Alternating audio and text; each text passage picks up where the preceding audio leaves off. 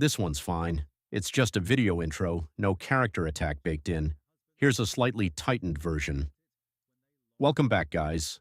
Today we're looking. I don't know who needs to hear this, but it's probably your baby daddy, so send it to him. Child support does not cover school supplies, sporting events, sporting equipment, taking your kids to the movies. Your $800 doesn't stretch that far. Complaining that child support isn't enough doesn't justify irresponsible behavior.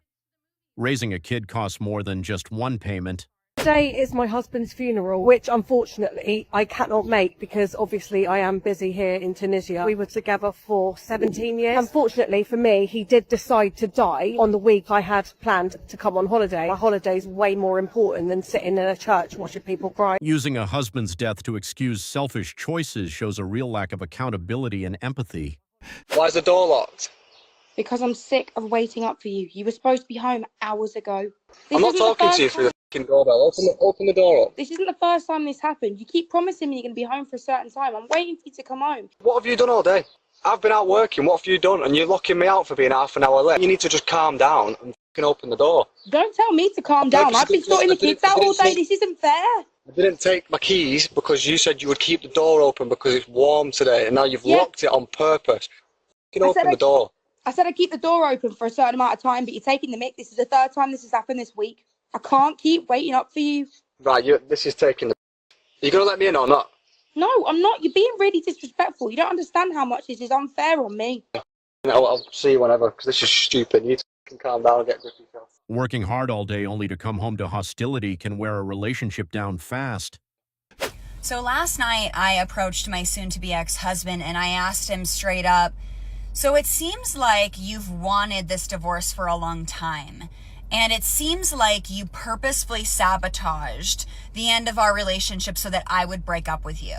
So in a moment where you saw that I was already having a hard time because we weren't in a good place, and I'm really stressed with work and I have a lot of stuff going on with just being a mom and being a full-time fitness instructor teaching 20 classes a week, why didn't you just tell me that you wanted a divorce? Why couldn't you just say it up front? Damaging a marriage and then playing the victim is a pattern of dodging responsibility. I'm addressing this situation now because it's all over the news and I can't get away from this story. It's my husband's funeral because I was on holiday in Tunisia and I was not about to book my flight home, and here's why. My husband chose to die and he chose to have a heart attack the week I was going on holiday. And in my opinion, that was a very selfish time to die. He could have waited until after my holiday to die. But no, typical Jeremy always has to ruin my fun. He was ruining my fun while he was alive. I was not about to let him ruin my fun when he was dead. How can I mourn the loss of a loved one in a cold country, feeling depressed and miserable and needing a tan? No, for everyone challenging the hate towards me, you should challenge the hate towards his son, because it was his son that murdered him and then fled the country to Mexico to escape extradition laws in the UK. That's who you should be addressing your hate towards, not me. Skipping your husband's funeral for a vacation and then defending it reflects a serious moral failure. I wanted to see if maybe we could close the door on the whole divorce attorney type stuff. You know, I'm getting real sick and tired of you calling and coming over 24/7. Okay, well, that's rude. That's not how I was expecting you to answer the phone at all. You want me to be cordial? This isn't a cordial period of our life. I hope you know I that. was hoping we could have a cordial conversation. Are you willing to listen or no? Fine. God forbid. I mean, Okay. I should let all this go through the attorney, but Oh what do my you God. want? Well, I'm hoping that we can lose the attorneys. I was calling to let you know that I'm in line to pick up Micah from school, and I will drop him off after. But before you got in the car, I wanted to see if maybe we could close the door on the whole divorce attorney type stuff. No. Why would we do that? Well, if you want me to be honest, Brian cheated on me. So, we're not together anymore. And so, we built a beautiful life together, and I understand that Getting caught cheating and then asking for reconciliation often looks less like love and more like convenience.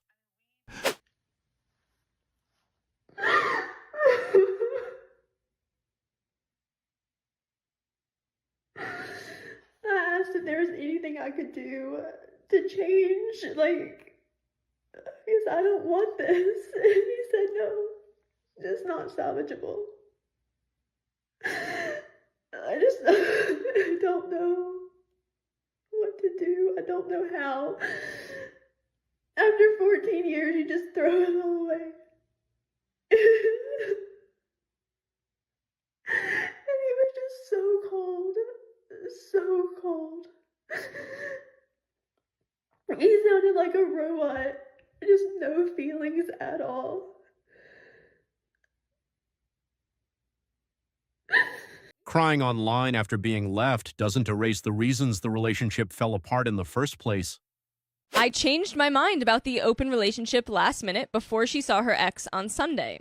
The next day, on Monday, my wife was so wrecked about my decision that she took the day off of work and stayed in bed crying. She was on her phone all day, too.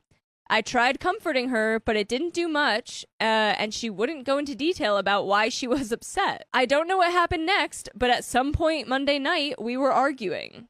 It was probably the necklace because she was wearing it all night while she grieved. I didn't know it at the time, so I asked her, "Where did you get that necklace? I've never seen it before."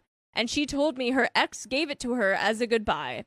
At this point, I'm still not aware that the kiss happened on the same day her ex gave her the necklace as a goodbye. I do remember telling my wife that I need her to give the necklace back before I lose my crap. Requesting an open relationship just to reconnect with an ex is betrayal dressed up as honesty. I mean, if he's going to be weird, then can he leave? If he's going to cause a lot of drama? Please don't record me right now. No, I'm recording because I'm curious about this too. Okay. So I just want to know what the law is as far as if we can't get along in the home. It's been recently discovered that we're heading towards divorce, and so yeah, I don't feel safe with him in the home. Your mother's right there in Berryville, and I pay all the bills. She doesn't work because she smokes pot all day, so she pays nothing for the house. I pay all the bills. Not true. You guys are legally married still, right? What's that? I'm sorry? Are you guys still legally married? Yes. You've been supportive, and yeah, I pay all the bills. I have been to. looking for a job, and I was let go from my job 3 weeks ago. You're always let go because you're on pot and you won't take a job that has to drug test you. That's untrue. That's very true. You know, I called the police because I'm scared because of your mental abuse, just like now. My mental abuse. I don't feel safe. I don't feel safe. Contributing nothing, stirring up conflict, and trying to push the provider out of the home shows deep entitlement. What is that? What? Let me see. Babe, what are you doing? What is that on your neck? What are you talking about? There's nothing on my neck. Come over here. What do you mean, let me hold it? Hold it, be careful. I gotta put you in the playpen for a second, okay? I gotta talk to Mom. On your neck, what is it? Foundation. That's what? I just did it. Okay, so did somebody give you Nikki? Why would you ask me that? You really think what that? What the hell? Let me ask you this. What kind of foundation is gonna make your neck black? I have a dark foundation, and I just got a lighter one. I have to finish the dark one first. No, I don't believe that. It doesn't make any sense. Hey, well, where were you then? I was home. That's why I'm dressed for dinner. Yeah, I'm hungry. You see? It should be gone by now. Look out. It's right there. Is it blood?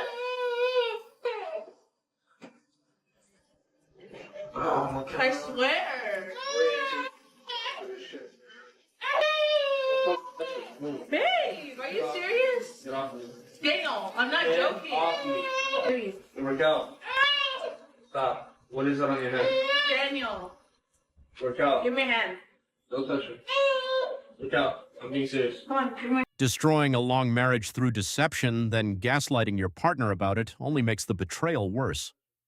My husband 5 months ago, and I regret it. No, you're not supposed to say that. I know I'm supposed to be in my living my best life, hoe era, whatever, but like, no. These last 5 months have broken my spirit. They have been the hardest of my life. These last 5 months have required so much work, so much discipline to get back to myself. But it's supposed to suck. I talked to my friend last night about this on the phone, and he really put it in perspective for me. Said the year you get a divorce was going to suck regardless. I question my decisions constantly. No matter what choice I made, I would have been miserable regardless. Life is not supposed to be happy and perfect all the time. Most growth comes from the times when we are having to do the work, having to sit in our misery, having to sit in the quiet. And that is exactly what I'm doing. 31 and I feel like I'm 18 again, trying to navigate the world. Breaking up a relationship and calling it finding yourself can sound more like an excuse than actual growth. Mine! Miss mine! I miss mine! Mine!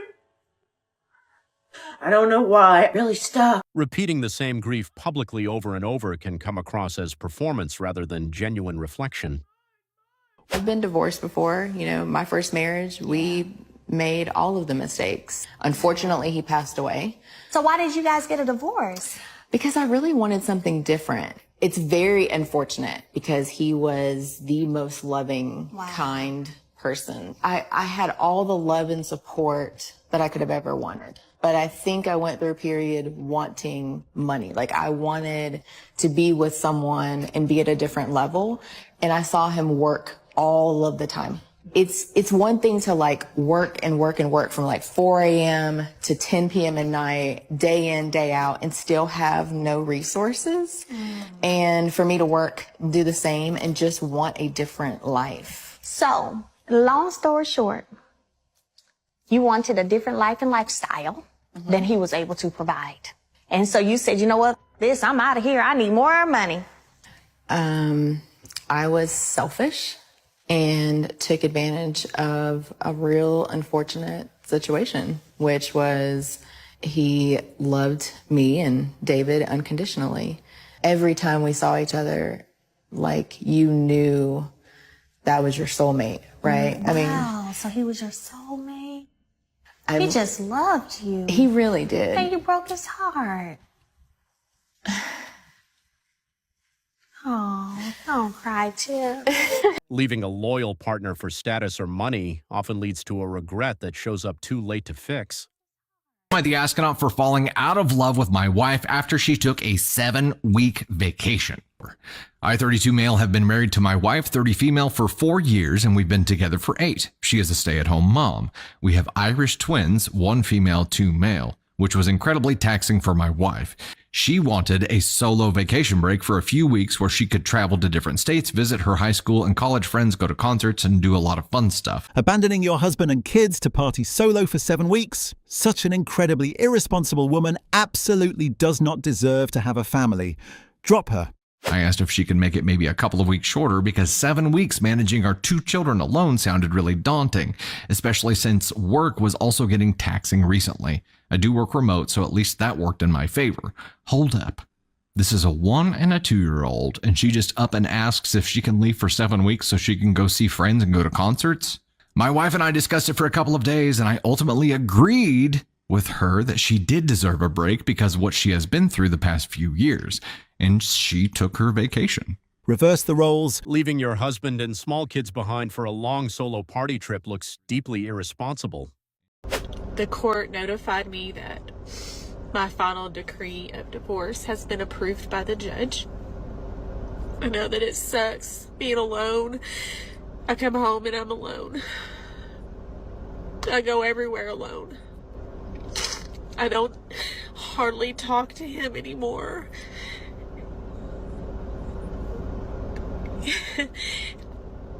I don't blame him. I filed for the divorce.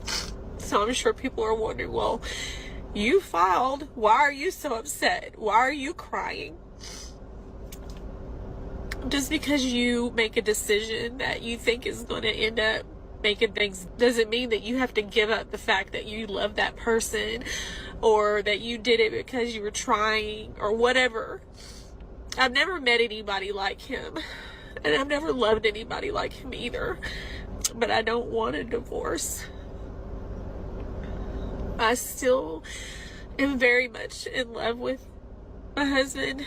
If the roles were reversed, the reaction would probably be a lot harsher. That double standard is part of the problem. Question from the Modern Divorce Support Group. I want to divorce my husband, but I don't have the money right now for a lawyer. I've been asking and practically begging him to leave the home. There is so much tension in the house. I don't think it's healthy for the kids or anyone really, and he refuses. He says no, he wants to stay in the house for the kids. Is there anything I can do to get him out? Or do I have to wait until I can afford a divorce? You filed for divorce yourself, so the emotional collapse that followed says a lot about the consequences of that choice. We are not divorced yet. I am going to not be your husband very soon. But you you're have got to get it over.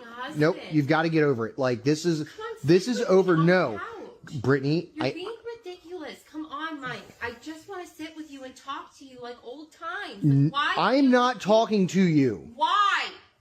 Why? Brittany, you've got to go right now, dude. You're crazy. I'm not doing this. Like, this is insane. I saw. Like, I could call the cops right now if I wanted to. What? My wife is in our house? Yes, you're not supposed to be here. Calm down. Brittany. Listen. Brittany. Mike, I still love you. I made a mistake. Brittany, stop. Listen, I made a mistake. Stop it. Brittany. I made a fucking mistake. I'm human. Stop saying that and get out. Come on, Mike. Like, please, seriously. Just let me stay here for a minute. Let's talk like old times. And Go. Wanting a divorce without even thinking through the legal reality shows poor judgment and a lack of preparation. Yeah, we need to talk. Huh? We need to talk. About what? More divorce.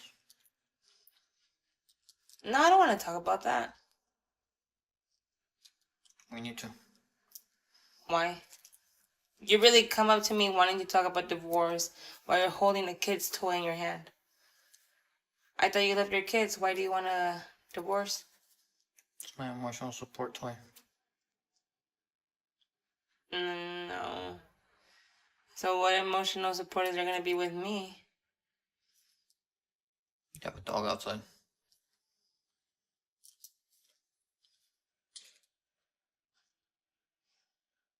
What do you want? You don't want to do anything.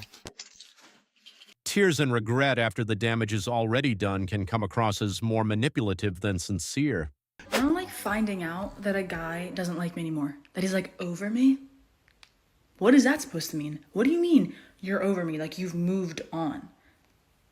That's not how this works. That's not how this works, okay? I was supposed to go my whole life knowing in the back of my mind that you still like me, okay? I was supposed to think that every time I saw you, your heart did a little pitter-patter, okay? Now you've moved on? What does that mean? That's not possible. I don't understand. Using kids as emotional leverage during a breakup is unfair and deeply harmful. I was a selfish bitch in my marriage. I've been divorced now almost 4 years, but I was married to my ex-husband 16 years and with him 18 years.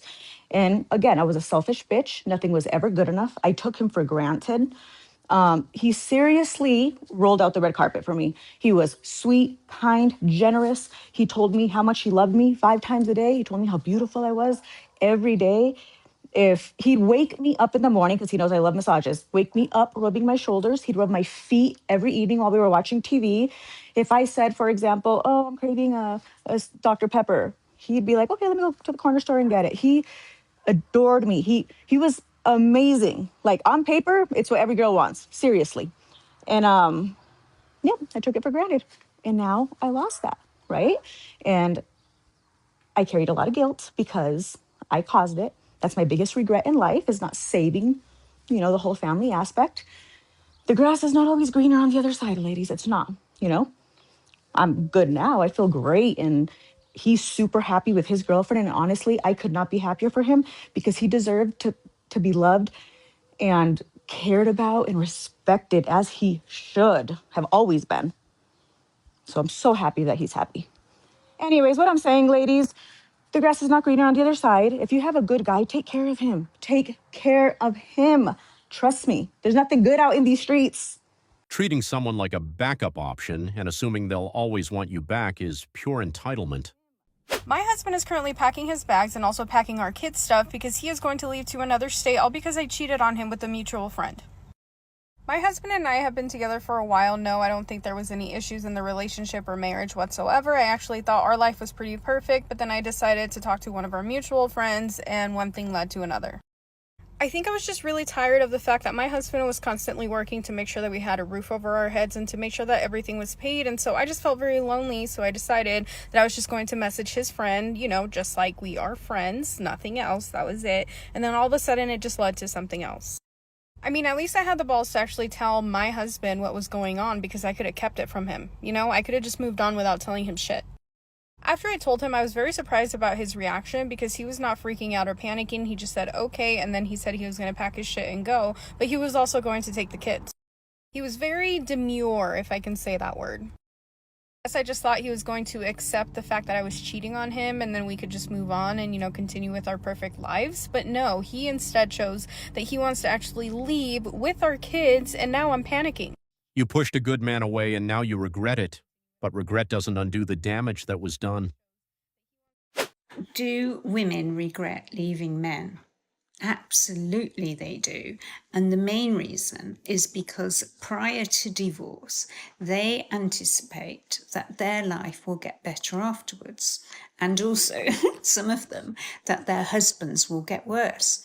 And frequently, this isn't the case, particularly if it is the woman who has gone off and had an affair. Because frequently, the man she was relying on to fill the gap disappears, because he wasn't looking to be in a long-term committed relationship. He was enjoying the fun of an affair. So yes, those women can bitterly regret it. But other women who regret it are the ones who find life very, very hard financially. And also, if you are attractive, you will be ostracized by a lot of your friendship group, because you will be a threat to them and their relationships. Yes, women do regret getting divorced. This wasn't one accidental moment. It was a chain of choices, and the consequences came fast. Oh my God, seriously, you're just embarrassing yourself. Like, seriously, you were the one who did this. You were the one who made the decisions. Like, oh my God, you cheated on me and you're acting like this? Oh my. The fantasy of freedom after divorce often turns into loneliness, financial pressure, and disappointment. Listen, I have been reading some of the comments on my story time with D, divorced after 25 years. And it's a real thing. People trying to get back to who they were, empowerment, and feeling strong, because when you go through a divorce, your spirit's broken and you just feel weak, not on the outside, but on the inside. So let's talk about it, because I was there. You need to be empowered again with who you are. When I started logistics, I drove across the United States. I had a 40-foot trailer. I strapped all of that cargo, and I would load equipment or vehicles on the 40-foot trailer. That was way out of my comfort zone. When you do something like that, it empowers you internally. Your confidence is stripped away through divorce or infidelity. It's stripped, and you need to get back to that place of confidence. Getting exposed for cheating and then having an emotional outburst follows a familiar blame-shifting pattern. I just wanted to know if you would be free tonight to maybe go out to dinner. No, more than likely not, because I'm working, I'm trying to take care of the baby, she's sick, and I don't really have any help here, so. But not only that, like, why? I just feel like we haven't really talked in a while, and we could have that, like, use it as an opportunity to, like, catch up and, I don't know, fill each other in on everything that's been going on. Do you really find that necessary? I mean, why all of a sudden do you want to, like, be cool and catch up and act like we're buds? I mean, you're pretty adamant on wanting to start a new life with. Well, to be honest, I just really miss you, and I could use someone to talk to right now. Well, talk to your boyfriend. Why do you need me? Well, that's the thing. We broke up. Oh. So you come to me when you need something. It was all sunshine and rainbows you know, when you met this person, you moved out and you started your whole new life, but now that it's over, what, you want to kiss my ass? Is that what you want to do? Ending a long marriage and repackaging it as empowerment can ring hollow if accountability is nowhere in the picture. What deal? No, there's no deal. No. Wait, hold on. No. Wait. How many times I gotta tell you not to come here? How do you even get in here? You're not supposed to get in here. Let me keep my distance. I want to just come back and apologize again and show you that I'm really sorry. And like, maybe we can make a deal. What deal? No, there's no deal. No. Wait, hold on. No. What are you doing? What are you taking out? Wait. What the hell? What is that? What you got money? What you got money for? Coming back only after the new relationship falls apart makes it seem like the ex was just a fallback option all along. How old are you? 72. What is something you regret the most in your life? I regret that I had to get a divorce and my kids were like 7 and 12 years old. I never wanted to get a divorce. I hung in there as long as I could for 17 years. So you stayed in a relationship that you weren't happy with for 17 years? I wasn't unhappy the whole 17 years, but I was partially unhappy, like not really fulfilled. Trying to buy forgiveness after betrayal misses the point of what loyalty and trust actually mean. I did it. Here I am on my new bed, my princess bed. It's amazing. I feel like a different person already. I feel like I can do whatever I want, and I'm not responsible for anybody anymore but me. I don't know. Things aren't going that great. I just keep thinking about what it used to be like when things were good. And maybe all of this was my fault. Maybe I'm a selfish, narcissistic. Maybe it's me. I don't know, but I'm kind of struggling. All that fake, all that happy. Oh, I'm doing so great. I think I was in shock. And now it's coming like into reality, and I don't know. I know this is just a separation, and there are a lot of worse things in the world than this. I don't know what my life's going to be like. I can't seem to remember anything bad. I just remember all the good things. Trading a whole marriage for some temporary feelings often leads to a regret that lasts a lot longer. Hey, it's Jenna, recently divorced, 47, and giving tips and asking questions about this new life after divorce. And I don't know, I'm in a different stage today. Honestly, I literally have been having a great week, amazing week, and then all of a sudden today, my emotions, I had the craziest thoughts, and I wonder, does anybody else feel this way? Like, I feel like I'm in mourning of the life I thought. I could have stayed. My life would have been so much easier. I could have just gone and done whatever I wanted, kind of. I mean, I say that, and then I think as I say that, I'm like, but you couldn't. It's like so weird that my brain thinks that way. And I called my girlfriend and I told her, it's like, I probably should have just stayed. When someone wrecks the relationship and then plays the victim online, people notice the contradiction pretty fast.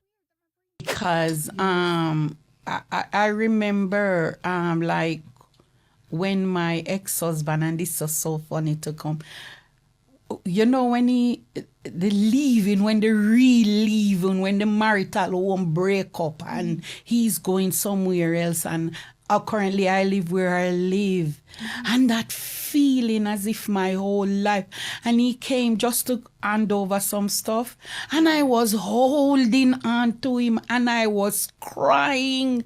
Sheena, I bawl. I held on to him and I bawl, and then he said to me, so what you want me to do with this now? What you think me I gonna do with this? And I said, me don't know what you gonna do with it, but you cope different, but me, I have to tell you that my life, you were my life. So that dear Sheena, I held on to the man, you see.